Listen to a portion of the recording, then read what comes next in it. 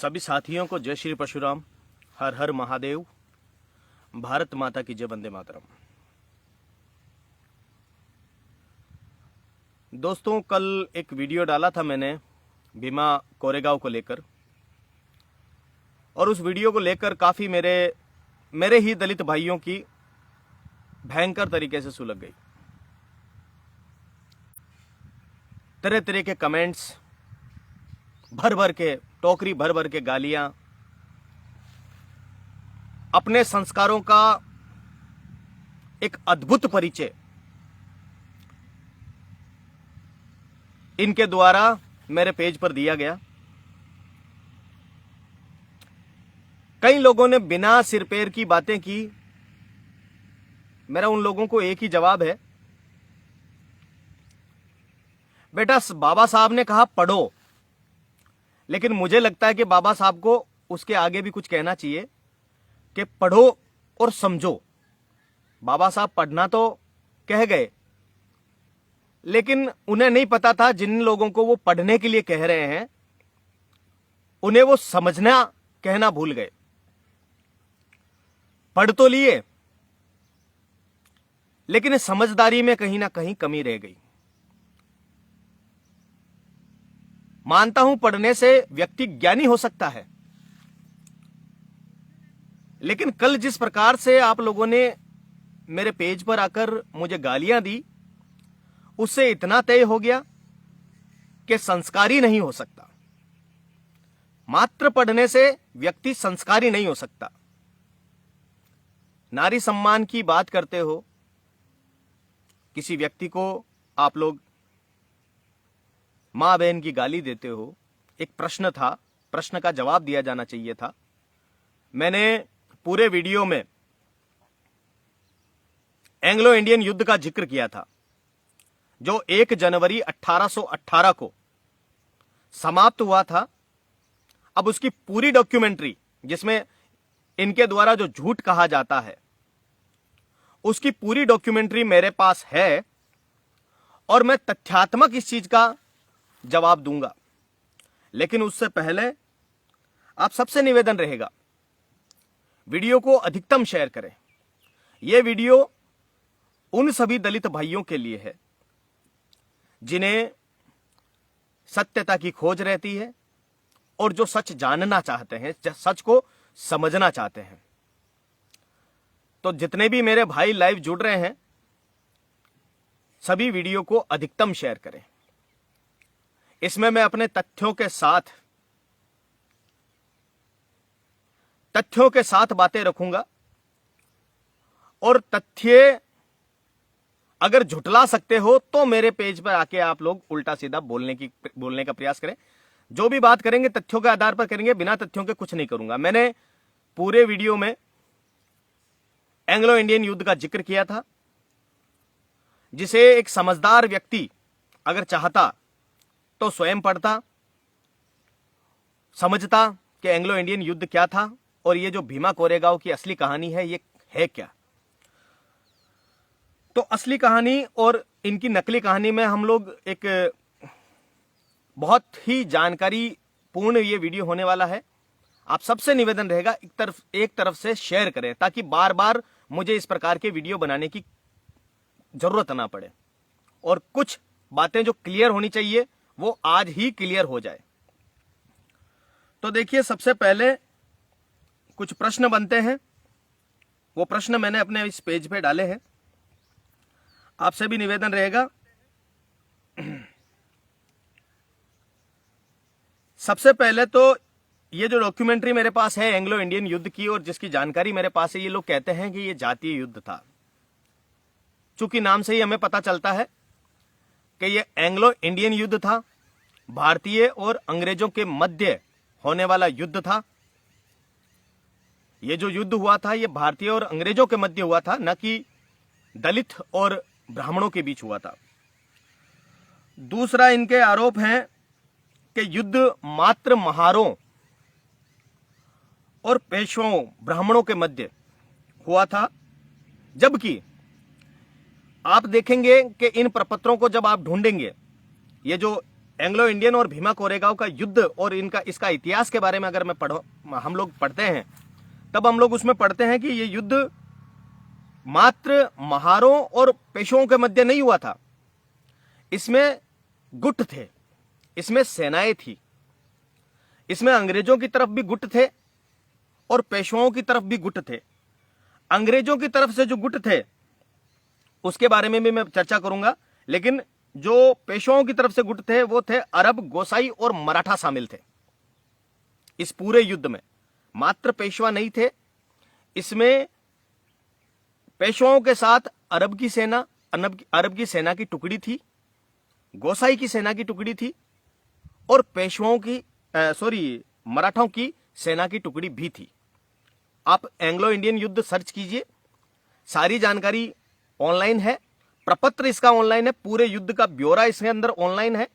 कई सारे सवाल हैं जो बनते हैं और बनने भी चाहिए। सवाल बनने चाहिए, सवाल को समझना चाहिए, सवाल समझ में आने चाहिए। फिर ये कहते हैं कि महार 500 थे और इधर 28,000 ब्राह्मण थे, ब्राह्मण पेशवाई थे। सबसे पहली चीज तो ब्राह्मण अकेले नहीं थे, उसमें इनके किराए के लिए हुए अरब के सैनिक थे जो मुसलमान थे, गोसाई भी थे, पिंडारी भी थे इस युद्ध में, और ब्राह्मण भी थे, मराठा भी थे। तो इस युद्ध में लगभग हर कौम के व्यक्ति थे। एक तरफ भारतीय ही पूरे भारतीय थे, खाली ब्राह्मण पेशवा नहीं थे। दूसरा ये कहते हैं कि वो 500 थे, तो मैं आपकी जानकारी और ठीक कर लो आप लोग, 500 नहीं थे, वो 834 थे, जिनमें से 500 तो पैदल घुड़सवार थे, पैदल लोग थे, और 300 लोग राइफल के साथ घुड़सवार पे थे। 300 लोग जो थे वो उनके हाथ में बंदूकें थी और वो घुड़सवार थे। जो 834 लोग थे अंग्रेजों की साइड से थे, उनमें 500 पैदल जिनके पास राइफल थी, फिर उसके बाद में 300 घुड़सवार थे, उनके पास में भी राइफल थी, 24 इनके पास तोपें थी और 6 पाउंडर तोपें थी, मतलब बड़ी वाली तोपें। 6 पाउंडर तोपें थी जो बहुत बड़ी वाली तोपें थी। और इधर इनके पास सिर्फ 2 तोपें थी। जो पेशवाओं की तरफ से लड़ रहे थे उनके पास सिर्फ 2 तोपें थी। तो इतना बड़ा आर्टिलरी, ये इधर एक तरफ तलवारों से खड़े थे, 2 तोपें थी, बारूद इनके पास था नहीं। दूसरा, उनके पास अत्याधुनिक हथियार, दूर खड़े खड़े गोली मार रहे थे। अब इस युद्ध का परिणाम भी बताऊंगा मैं, सिर्फ अपने दिमाग में इस युद्ध की एक चित्रण करते चले। ये युद्ध का चित्रण आपके दिमाग के लिए बहुत ज्यादा जरूरी है। इस युद्ध का चित्रण भी करें। अच्छा, ये कहते हैं कि 28,000 को काट दिया। आज के दिन 500 मल्हार योद्धाओं ने 28,000 को काट दिया। सत्यता यह है कि अंग्रेजों की साइड से 274 लोग मरे थे और पेशवाओं की साइड से लगभग 500 से 600 लोग मरे थे, लेकिन वो भी अनुमानित है, अंग्रेजों द्वारा अनुमानित है। किसी की पुख्ता जानकारी नहीं इन्होंने दर्ज की। और ये मैं आप लोगों के, जो लोग मुझे गालियां दे रहे थे, जो लोग मुझे भला बुरा कह रहे थे, ये उन लोगों के लिए है, ये उन लोगों के बाप दादाओं का लिखा हुआ इतिहास है जो मेरे हाथ में है। प्रपत्र है पूरा, भीमा कोरेगांव की सत्यता का प्रपत्र है। भीमा कोरेगांव की लड़ाई क्या हुई, भीमा कोरेगांव में क्या था, एक बार मुझे ऐसा लग रहा है कि आप लोग शेयर नहीं कर रहे हैं। इस वीडियो को ज्यादा से ज्यादा शेयर करते चले, आगे से आगे बढ़ाते चले, जानकारी सब तक पहुंचनी जरूरी है। अच्छा, तीसरा, ये जो कोरेगांव का जो युद्ध हुआ था, ये तृतीय मराठा आंगल युद्ध था, आंगल मराठा युद्ध था, आंगल इंडियन मराठा युद्ध था, जिसे मराठा युद्ध भी कहा जा सकता है। और ये लड़ा गया था भीमा कोरेगांव, भीमा नाम की एक नदी के पास। ये लोग भी कहते हैं भीमा, बिल्कुल सही कहते हैं, भीमा नदी के पास ये लड़ा गया था। चलो अपन भीमा कोरेगांव का ही इतिहास पढ़ते हैं, जहां ये लड़ा गया था।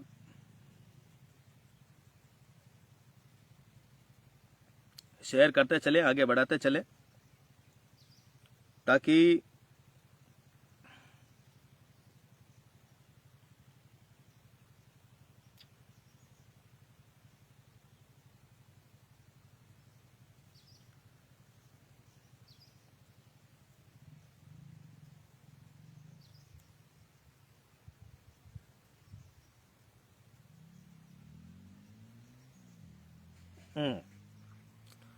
तो मैंने कोरेगांव ला दिया है। अब कोरेगांव युद्ध की, कोरेगांव का इतिहास देखिए, कोरेगांव की लड़ाई मैं पढ़ के सुना रहा हूं आप लोगों को, और आप लोगों से पुनः निवेदन रहेगा, वीडियो को अधिकतम शेयर करें और सारी बारीक जानकारी, जितनी बारीक जानकारी इस प्रपत्र में है, उतनी जानकारी तो ये जो अफ्रीकन स्टेज पे चढ़ चढ़ के देते हैं ना, उनके पास में भी नहीं होगी। ये बहुत ही बारीक जानकारी मैं आप लोगों के सामने भीमा कोरेगांव की प्रस्तुत करने जा रहा हूं, और प्रपत्र के माध्यम से अपने मन से, मनगढ़ंत ये जो लोग आकर बोलते हैं ब्राह्मणों ने झूठ बोला, ये बोला, वो बोला, भाई मेरे मन से कुछ नहीं बोल रहा हूं। जो प्रपत्र मेरे हाथ में है उस प्रपत्र से मैं इसका जवाब दे रहा हूं। भीमा कोरेगांव की लड़ाई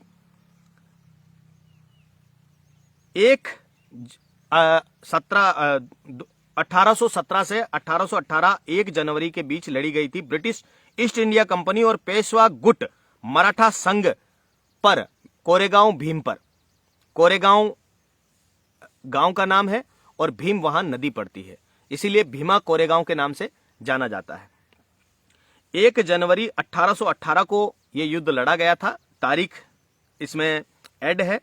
स्थान कोरेगांव भीमा वर्तमान महाराष्ट्र में, भारत में है, जिसकी अक्षांश और दक्षिणांश सारी सब चीजें बताई गई है, कौन से अक्षांश पे है, किस पे है। परिणाम इसमें यह लिखा हुआ है कि ईस्ट इंडिया कंपनी की जीत हुई है, जो हम बाद में देखेंगे कि जीत हुई या नहीं थी। इन लोगों ने यहां परिणाम के अंदर यह लिखा है कि ईस्ट इंडिया कंपनी की जीत हुई थी। इसमें जो टीमें थी पूरे प्रपत्र में कहीं भी जाति का, कहीं भी इनकी जाति मल्हार वलार का कोई उल्लेख नहीं है। इसमें जो मुख्य बातें थी वो दो ये थी कि एक तो ब्रिटिश ईस्ट इंडिया कंपनी थी और दूसरी तरफ मराठा संघ के पेशवा गुट थे। मराठा संघ था, उसका पेशवा गुट था। पेशवा भी एक गुट था, मराठाओं के खिलाफ लड़ाई थी। मराठा और अंग्रेजों के बीच का युद्ध था जिसमें पेशवा गुट था इनका, और पेशवाओं में भी इनकी सेना की टुकड़ियां थी जिसमें अरब थे जो भाड़े के लाए हुए थे, और अरब थे, गोसाई थे और मराठा भी थे। ये 3 टुकड़ियां इनके साथ उस समय मौजूद थी, जो 28,000 कहते हैं। बिल्कुल नो डाउट, आप जो सही कह रहे हो वो हम भी मना नहीं करेंगे। इसमें भी 28,000 लिखा हुआ है, आपने भी 28,000 कहा, बहुत बढ़िया है, यहां आपने कुछ गलत नहीं बोला। अच्छा, इसमें जो इकाइयां शामिल थी ना इस पूरे युद्ध में, एक तरफ कौन था और दूसरी तरफ कौन था वो भी समझने की जरूरत है। कि इसमें एक तरफ बॉम्बे जो अंग्रेजों की साइड से थी वो Bombay native infantry Madras artillery की पहली रेजिमेंट की 2री बटालियन इनकी तरफ से थी। इसमें कहीं जिक्र नहीं है कि वो महार सेना थी या ये थी वो थी। पूरी के पूरी में सिर्फ Bombay native infantry Madras artillery की पहली रेजिमेंट की 2री बटालियन ये अंकित है। ये मैं अपने मन से नहीं बता रहा हूं, ये अंकित है, कहीं महार जाति का उल्लेख नहीं है। और दूसरी तरफ आप लोग कहते हो कि ये पेशवाओं के विरुद्ध युद्ध था, तो इसमें साफ है कि इसकी जो इकाइयां शामिल थी उसमें अरब थे, गोसाई थे और मराठा थे। अब इनकी जातियों का उल्लेख करना मैं नहीं समझता कि इतने भी आप लोग गुड माइंडेड हैं कि इनकी जातियों तक की मैं ब्यौरा यहां दूं। अब इनकी शक्ति देख लीजिए। हम किसी भी युद्ध का अगर विवरण करेंगे तो ये भी तो देखेंगे ना, वहां इसके पास कितनी ताकत थी और उसके पास कितनी ताकत थी। तो इनकी ताकत देखिए, इनमें 834 टोटल लोग थे, जिनमें से लगभग 500 पैदल सैनिक राइफल के साथ थे, लगभग 300 घुड़सवार वो भी राइफल के साथ थे, 24 तोपें थी और 4 इसके कमांडर थे। 4 से 6 इनके कमांडर भी थे और 6-7 आर्टिलरी तोपें और इनके पास थी। इधर पेशवा गुट में इनके पास में 20,000 घुड़सवार सेना थी, 20,000 की घुड़सवार सेना थी, 8,000 पैदल सेना थी और लगभग 2 तोपें थी। ये इनके पास आर्टिलरी थी। उसके बाद में जो नुकसान हुआ है वो भी इसके बारे में लिखा हुआ है कि अंग्रेजों की साइड से 275 लोग, बिल्कुल एग्जैक्ट आंकड़ा है, 275 लोग घायल और 275 लोग तो मारे गए, उनके अलावा घायल भी हुए जिनकी संख्या इन लोगों ने नहीं दी। उसके बाद लापता भी हुए, उसकी भी संख्या इन लोगों ने नहीं दी। अच्छा, इनके पेशवाओं की तरफ से कौन कितने लोग मारे गए थे, तो ये लिखते हैं कि पेशवाओं की तरफ से 500 से 600 लोग मारे गए थे। अब 500 से 600 लोग मारे गए थे, वो भी ब्रिटिश अनुमान है, पुख्ता जानकारी ये लोग इन लोगों ने नहीं दी। और ये इन लोगों ने अनुमान क्यों लगाया, वो हम जब युद्ध का पूरा ब्यौरा पढ़ेंगे ना, कि ये युद्ध कहां से हुआ था, कहां से स्टार्ट हुआ था, कहां इसका खत्म हुआ था, कैसे कैसे इसके अंदर मोड़ आए थे, उसके बारे में जब हम पढ़ेंगे तब हमें पता चलेगा कि उन्होंने अनुमान क्यों लगाया था। यहां इन लोगों ने ये लिखा है 500 से 600 लोगों के मारे जाने का अनुमान है।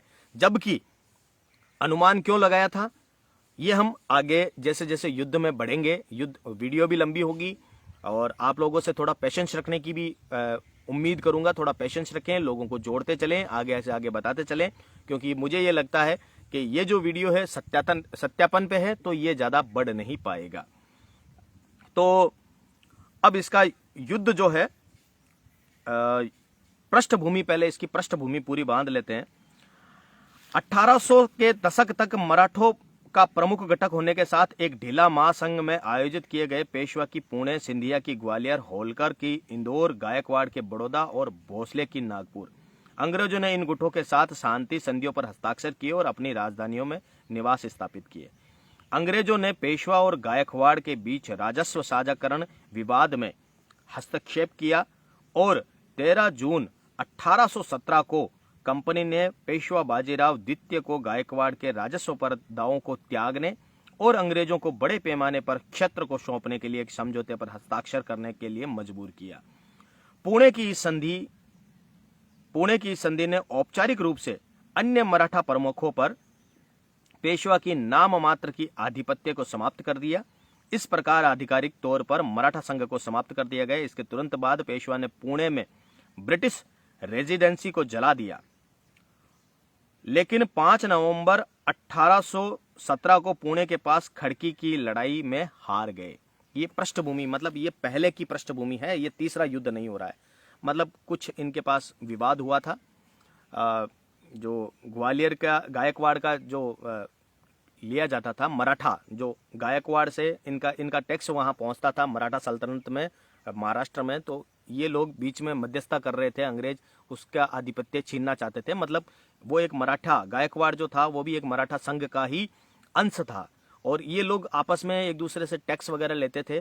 तो अंग्रेजों ने गायकवाड़ क्षेत्र को अपने अधीन लेने की कोशिश की और इनके बीच में संधियां हुई, कुछ लड़ाई वहां पे हुई, फिर खड़की के अंदर भी लड़ाई हुई, वहां ये लोग हार गए थे। उसके बाद में पेशवा तब सतारा भाग गए और कंपनी की सेना ने पुणे पर पूर्ण नियंत्रण कर लिया। पुणे को कर्नल चार्ल्स बटलर के अधीन रखा गया, जबकि जनरल स्मिथ के नेतृत्व में एक ब्रिटिश सेना ने पेशवा का पीछा किया। स्मिथ को डर था कि पेशवा भागकर कोंकण भाग सकता है और वहां की छोटी ब्रिटिश टुकड़ी पर हावी हो सकता है, इसीलिए उन्होंने कर्नल बूर को कोंकण में सुदृढ़ीकरण भेजने के निर्देश दिए और बदले में यदि आवश्यक हो तो सिरूर से सुदृढ़ीकरण के लिए कॉल भी करें। अगर जरूरी हो तो आप लोग फोन करके हमें बता सकते हैं। इसकी ये पूरी पृष्ठभूमि है, पेशवाओं की सेना, कंपनी बल और लड़ाई। अब ये अपन लड़ाई में चलते हैं, क्योंकि मेन खेल लड़ाई में है।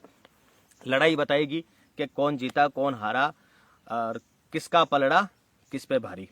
तो जो ये दम्भ बरते हैं 1 दिसंबर 1818 को शौर्य दिवस मनाएंगे, ये करेंगे वो करेंगे, तो उसका भांडाफोड़ ये कर रहा है। जो सवाल आपके हैं और जो आपके सामने सवाल बनते हैं उन सवालों का जवाब ये लड़ाई पूरी तरह से दे देगी। कोरेगांव की लड़ाई के दौरान ब्रिटिश रक्षा योजना कंपनी के सैनिक 31 दिसंबर 1817 को, मतलब रात को, 1 जनवरी की पहले की रात, 31 दिसंबर 1817 को रात को 8 बजे सिरूर से रवाना हुए।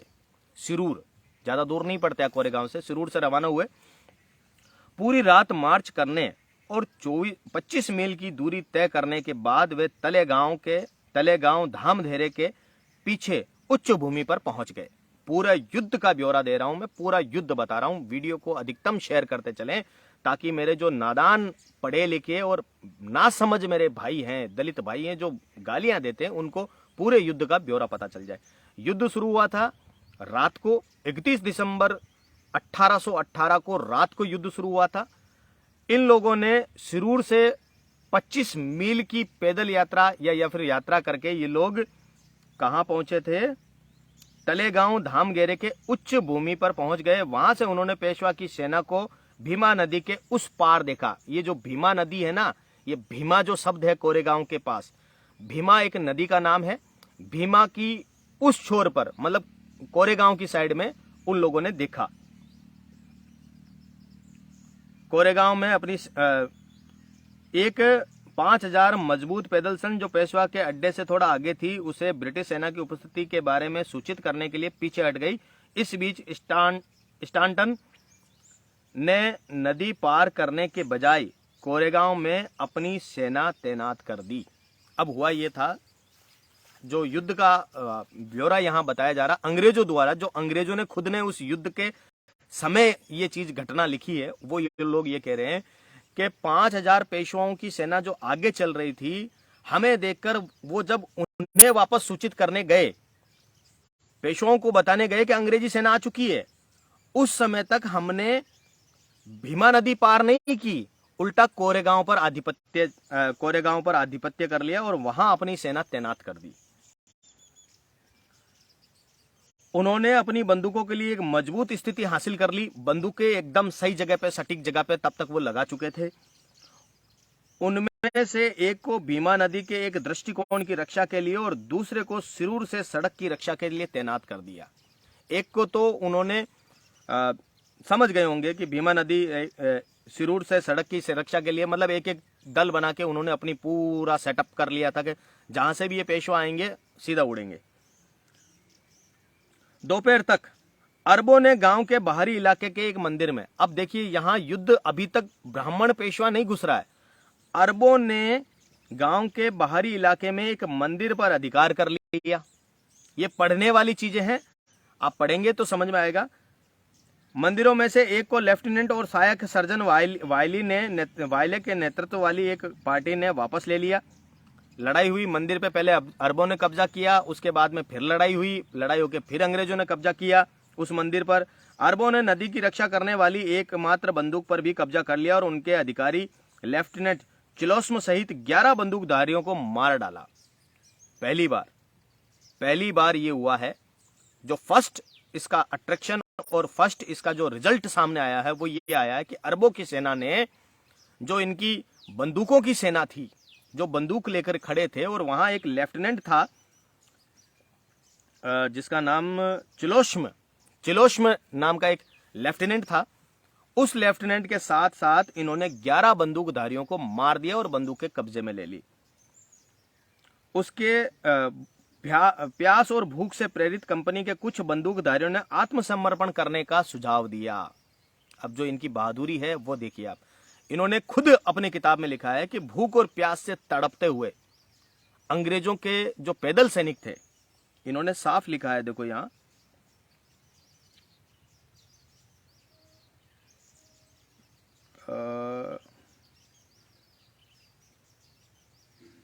कंपनी के कुछ बंदूकधारियों ने आत्मसमर्पण करने का सुझाव दिया, हालांकि कैप्टन ने झुकने से इनकार कर दिया। लेफ्टिनेंट पैटिसन के नेतृत्व में एक समूह ने बंदूक को वापस ले ली।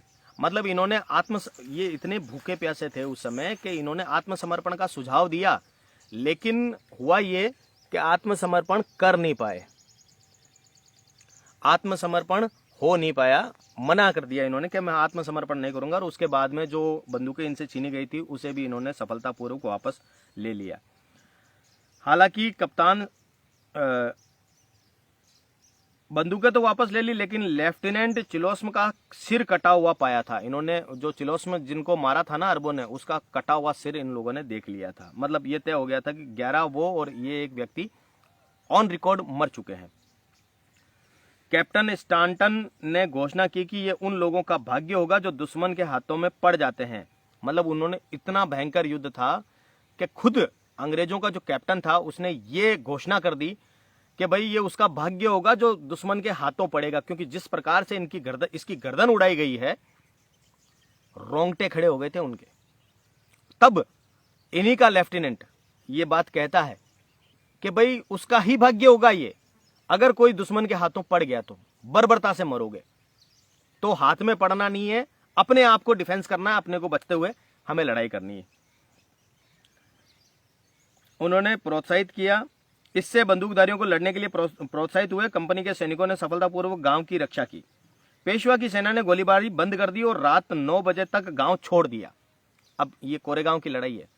पेशवाओं ने गोलाबारी बंद कर दी, कोई नतीजा नहीं हुआ है, कोई ज्यादा हताहत नहीं हुआ है। ऐसा नहीं कि वहां पे हाथों हाथ गए और झंडा गड़ गया, ओ जीत गए जीत गए जीत गए जीत गए, हमने गढ़ जीत लिया, ऐसा कुछ नहीं हुआ था।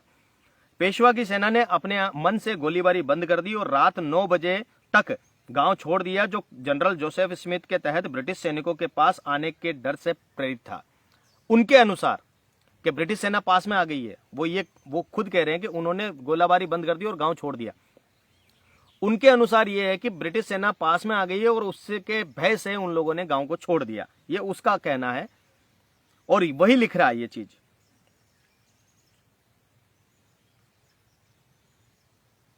रात में कंपनी के सैनिक पानी की आपूर्ति करने में कामयाब रहे। पेशवा अगले दिन 2 जनवरी की बात आ गई।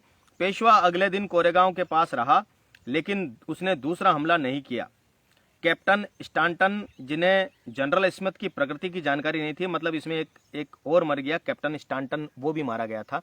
इसके मरने की जानकारी इन लोगों ने भी नहीं लिखी है कि वो कैसे मारा गया था। हालांकि ये जरूर लिखा है कि वो पीछे हटे थे। अब ऐसा भी हो सकता है कि रात को युद्ध हुआ होगा, लेकिन अंग्रेजों ने अपनी तरफ से अपना गलत कुछ भी नहीं लिखा है। इसमें लिखा है जो सब अपना अच्छा लिखा है। लेकिन जानने वाली बात यह है कि यहाँ महार जाति कहाँ है, यहाँ जो ये इनके लड़ाके हैं वो कहाँ है, वो मुझे ढूंढना है। वो अभी तक मुझे कहीं नहीं मिला है। सिर्फ अंग्रेज, पेशवा, अरब, गोसाई और यही चीजें मिल रही है। अभी तक इस पूरे प्रपत्र में, पूरे लेख में कहीं भी इनकी महार जाति नहीं आती है। अब इसमें जो हताहतों की ये जो संख्या बता रहे हैं, अच्छा, इसमें गोलाबारी बंद कर दी, रात को 9 बजे का प्रगति की जानकारी का मानना था कि पेशवा कोरेगांव पुणे मार्ग पर कंपनी के सैनिकों पर हमला करेंगे। उनका यह मानना था कि पुणे कोरेगांव मार्ग पर कंपनी के सैनिकों पर हमला करेंगे। 2 जनवरी की रात को स्टांटन ने पहले पुणे की दिशा में जाने का नाटक किया, लेकिन फिर अपने अधिकांश घायल सैनिकों को लेकर सिरूर वापस चला गया। मतलब लड़ाई का कोई बेनतीजा लड़ाई थी। पहले वो पुणे की तरफ बढ़ना चाह रहा था, लेकिन फिर उसने अपने सैनिकों को पीछे हटाया और वो सिरूर चला गया। बेनतीजा लड़ाई थी, कोई नतीजा नहीं निकला था। पेशवा भी हताहत हुए थे, अंग्रेज भी हताहत हुए थे। इस यहाँ तक 2 जनवरी तक कोई किसी भी प्रकार से नतीजा इसका नहीं निकला। परिणाम अपन बाद में देखेंगे। इसका परिणाम इन्होंने क्या अंकित किया है वो उसकी व्याख्या अपन बाद में करेंगे। कंपनी ने 814 सैनिकों, कंपनी के 814 सैनिकों में से 274 सैनिक मारे गए थे या कई सारे घायल भी हुए थे, जिनकी संख्या इन्होंने नहीं लिखी है। लापता भी कई सारे लापता हो गए थे, उनकी भी संख्या इन लोगों ने नहीं लिखी है। मृतकों में 2 अधिकारी शामिल हैं, सहायक सर्जन विगेंट और लेफ्टिनेंट चिशोल्म। लेफ्टिनेंट पेटिशन के बाद में सिरूर में उनके घावों से उनकी मृत्यु हो गई। कहा जाता है कि जब वो जो तीसरा जो लेफ्टिनेंट था, जो सिरूर चला गया था, पूना बढ़ रहा था, और वो वापस जब चला गया था तो उसकी भी घावों की वजह से, इतने भयंकर घाव थे उसके ऊपर के घावों की वजह से उसकी भी मृत्यु हो गई। मतलब लड़ाई इतनी भयंकर थी, उसने अपने आप को बचाने का पूरा प्रयास किया होगा, लेकिन फिर भी वो इतने भयंकर घावों से ग्रसित था कि उसे भी मरना ही पड़ा, तो वो भी मारा गया। गांव में करीब 50 लाशें पड़ी थी, जिनमें से ज्यादातर पेशवा के अरब सैनिकों की थी। गांव में भीमा कोरेगांव में लाशें पड़ी थी, और लाशें किसकी थी? 50 से ज्यादा। और ये कौन लिख रहा है? ये जो लिख रहा है ना, उसके बारे में भी बताऊंगा। जो दूसरे दिन उस गांव का दौरा करने गया था, वो लिख रहा है कि दूसरे दिन जब गांव का दौरा करने, ये परिणाम में आएगा। ये परिणाम में मैंने खुद ने पढ़ा है जब दूसरे दिन वो उस गांव का, उस लड़ाई का दौरा करने गया, उस जगह का दौरा करने गया, तो उसने देखा, अंग्रेज गवर्नर ने, उसने देखा कि गांव में 50 लाशें पड़ी है। उनमें से अधिकतर अरब सैनिकों की, जो भाड़े के सैनिक थे, जो पेशवाओं के भाड़े के सैनिक थे, किराए के सैनिक थे, पैसों से लिए गए सैनिक थे, वो उनकी लाशें पड़ी थी। यहां ब्राह्मण पेशवाओं की लाशें नहीं थी, जो अरब की टुकड़ी थी उनकी लाशें सबसे ज्यादा थी।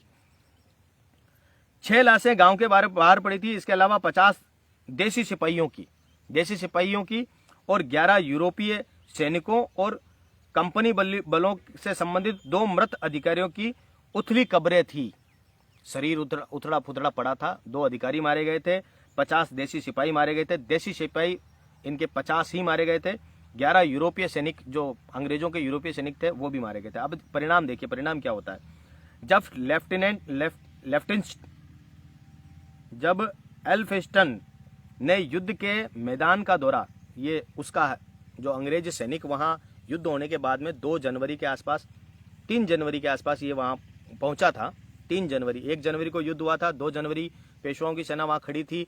फिर इन्होंने, ये लोग सिरूर चले गए थे। जो वो गवर्नर था वो भी काफी घायल अवस्था में था और वो भी सिरूर चला गया था। उस समय 3 जनवरी को एल्फिंस्टन ने युद्ध के दौरान दौरा पूरा होने के तुरंत बाद तो उसने पाया कि कंपनी के सैनिकों का मनोबल पूरी तरह से खो गया था। कंपनी पूरी तरह से उधड़ गई थी, पूरी तरह से इनका मनोबल खो गया था। वे उन प्रशंसाओं पर विश्वास करने के लिए अनिच्छुक थे जो उन पर बरस रही थी। यहां वो खुद कह रहा है कि उस युद्ध के परिणाम के तहत इतना भयंकर युद्ध था कि जो ब्रिटिश सेना थी उसके अंदर भयंकर भय व्याप्त हो गया था पेशवाओं के साथ लड़ते हुए। ये मैं नहीं कह रहा हूं, ये स्वयं अंग्रेज, जो इनका गवर्नर था, जो वहां गया था युद्ध का दौरा करने के लिए, वो लिख रहा है। कंपनी के सैनिकों का मनोबल पूरी तरह से खो गया था और वे उन प्रशंसाओं पर विश्वास करने के लिए अनिच्छुक थे जो उन पर बरस रही थी। वो प्रशंसा नहीं चाहते थे। उन्हें पता था ये हम प्रशंसा के लायक ही नहीं है, हम प्रशंसा के लायक ही नहीं है। ये बात खुद अंग्रेज, जो तथाकथित हम लोग जीत की बात बताते हैं, जीत हुई कि नहीं हुई वो बात की बात है, आपको तय करना है कि जीत हुई थी कि या नहीं हुई थी। जनरल स्मिथ 3 जनवरी को कोरेगांव पहुंचे थे, लेकिन तब तक पेशवा वहां से जा चुके थे। लड़ाई जब होती है तब क्षेत्र पे सीधा आधिपत्य होता है।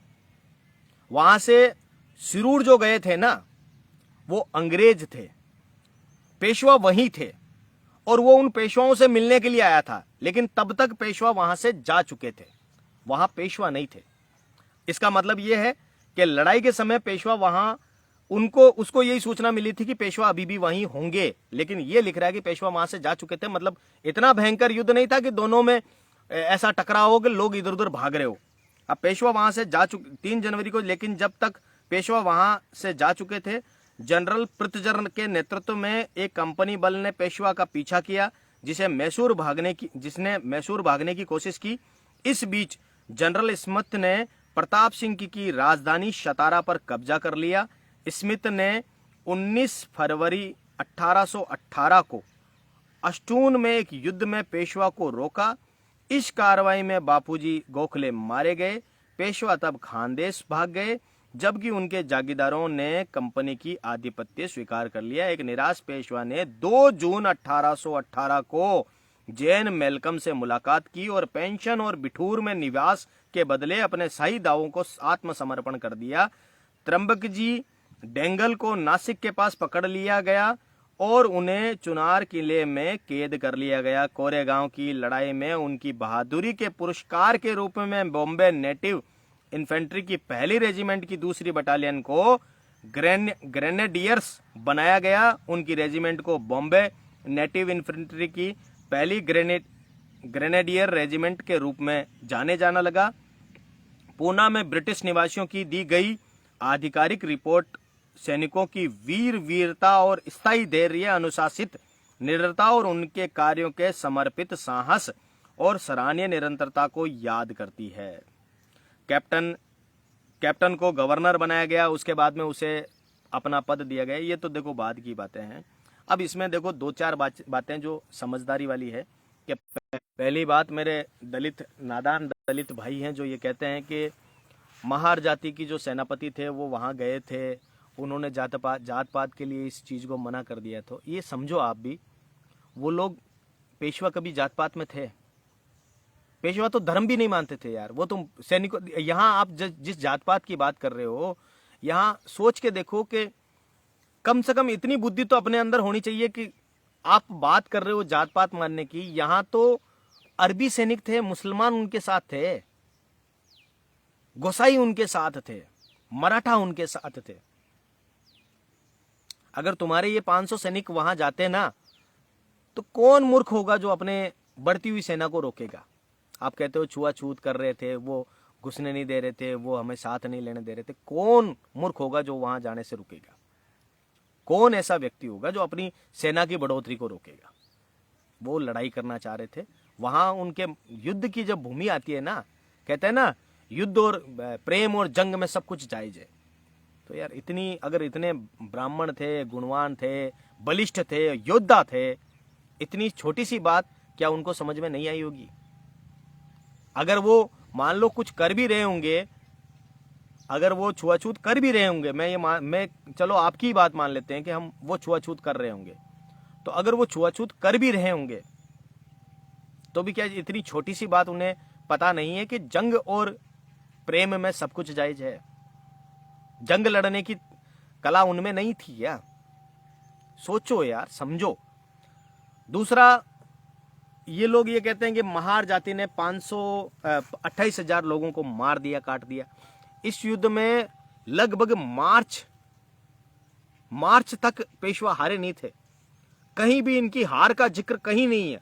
पूरे युद्ध में ये हार गए थे ऐसा कहीं नहीं लिखा हुआ है।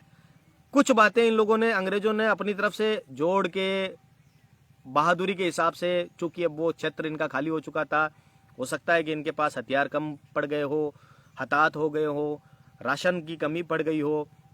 युद्ध बातों से तो लड़े नहीं जाते, पैसों से भी लड़े जाते हैं।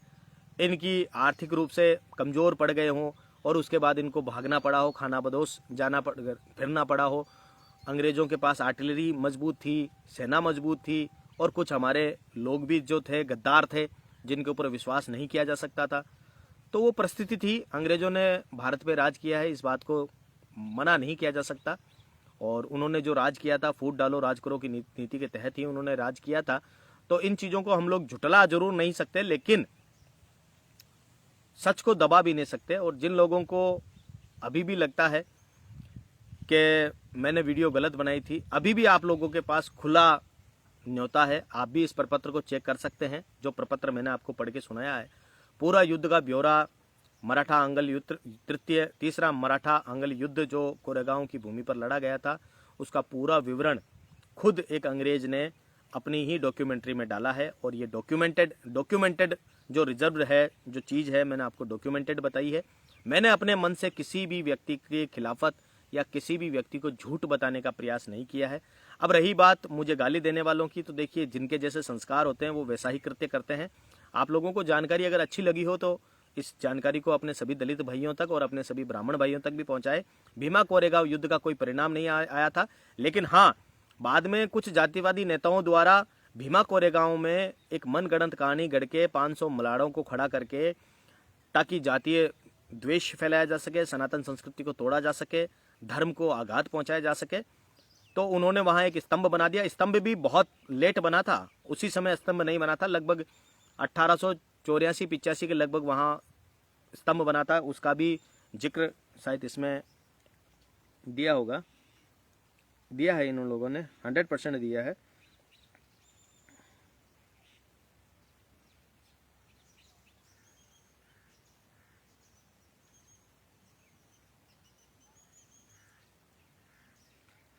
अपने गिरे हुए सैनिकों की याद में ईस्ट इंडिया कंपनी ने कोरेगांव में एक विजय स्तंभ की स्थापना की। स्तंभ के शिलालेख में घोषणा की गई कि कैप्टन स्टैनटन की सेना ने पूर्व में ब्रिटिश सेना की सबसे गौरवपूर्ण जीत में से एक को पूरा किया। मतलब आज भी उस पर यह कैप्टन स्टांटन का नाम दर्ज है और उसी के नाम पे ये स्तंभ बनाया गया है। ये आप लोग मूर्ख हैं, वहाँ आप लोग जाते हैं, वहाँ माला चढ़ाते हैं, जबकि अंग्रेजों ने अपनी जीत को दिखाने के लिए और उनको श्रद्धांजलि, जो उनके मरे थे उनमें 50 लोग देसी लोग थे, फिर 11 विदेशी भी थे, उन सब का नाम उसमें ऐड किया हुआ है। आप कोरेगांव जाइए, पढ़िए, समझिए कि ये जो भीमा कोरेगांव का जो स्तंभ है, मैं अपने दलित भाइयों से सिर्फ इतना ही कहता हूं कि अंबेडकर जी की बात को आपने आधी सुन ली, उन्होंने पढ़ने के लिए कहा, वो समझना कहना भूल गए और आपने सिर्फ उनका पढ़ना ही समझा। वो ये भी कहना चाहते थे कि पढ़ने के साथ साथ समझो भी, किसी भी तथ्य की जानकारी पूरी रखो, समझो, आगे बढ़ो, पढ़ो। हम भी कहते हैं पढ़ो, लेकिन पढ़ने के साथ साथ समझो। बिना समझे तुम लोग आगे नहीं बढ़ सकते। तो मेरी ये डॉक्यूमेंट्री थी, आपको अगर पसंद आई हो तो इसे ज़्यादा से ज़्यादा शेयर करना और सभी ब्राह्मण भाइयों तक बताना। और भी कोई सवाल हो तो बिना गाली गलौज दिए भी आप मुझसे पूछ सकते हैं। मेरा पेज आप लोगों के लिए बनाया हुआ है। किसी भी प्रकार का कोई सवाल हो, डॉक्यूमेंट्री अगर आप लोगों को भी अध्ययन करना हो, मैं तो ये कहता हूँ आप सभी अध्ययन करें। सिर्फ इतना डालना, एंग्लो इंडियन युद्ध, जिसमें तीसरा युद्ध सर्च करना, तीसरे युद्ध पे टॉपिक पे टाइप करना, बिल्कुल सारी डॉक्यूमेंट्री आपके सामने आ जाएगी। आपके सामने पूरा खुला चिट्ठा है। मैंने अपने मन से कुछ नहीं बताया। जय जय परशुराम, हर हर महादेव, भारत माता की जय, वंदे मातरम।